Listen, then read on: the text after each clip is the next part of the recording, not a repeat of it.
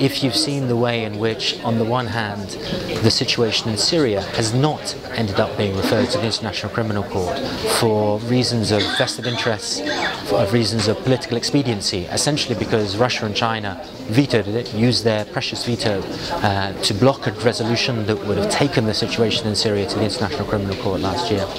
If you also see the fact that in 50 days of devastation in Gaza last year, probably one of the reasons why the Security Council was helpless, looked powerless to intervene, was again a question of political expediency, the knowledge that everyone had that the United States would have vetoed, as it has vetoed previously, any attempt to put under the microscope the Israeli violations.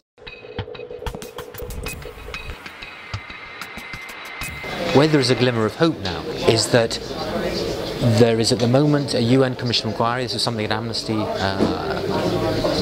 really asked for at the time of the last year's conflict. That's been set up, it's doing its work, it's going to be reporting back to the Human Rights Council in March.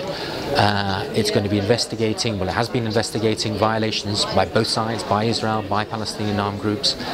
And you have Palestinians' accession to the International Criminal Court. And that opens up, and the fact that they've made a declaration which ensures that the crimes committed in the conflict last year can be investigated. And that opens up at least a glimmer of hope for at least those who are searching for justice for killings, for war crimes that have been committed in Gaza and the occupied Palestinian territories more generally.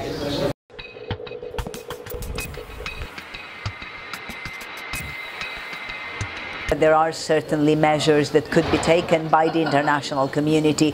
One is to reduce the flow of arms. Syria, Iraq, Yemen, where I've just come from, are countries that are awash with weapons.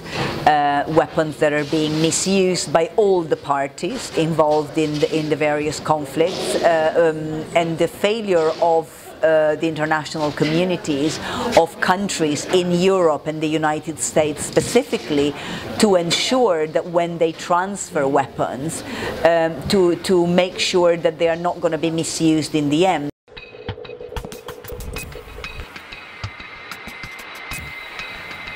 Another action that is very sorely needed by the international community is a better response to the refugee crisis, which is really the worst that we've seen in recent times.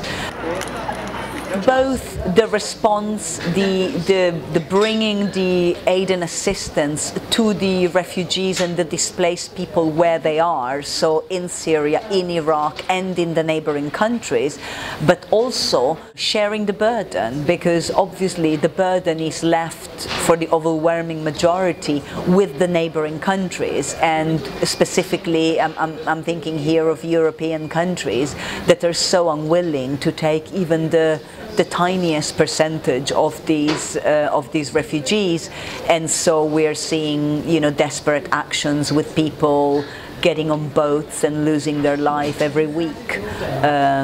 So, you know, these are some of the concrete actions that could be doable and could really change, you know, could really change life for the better for civilians.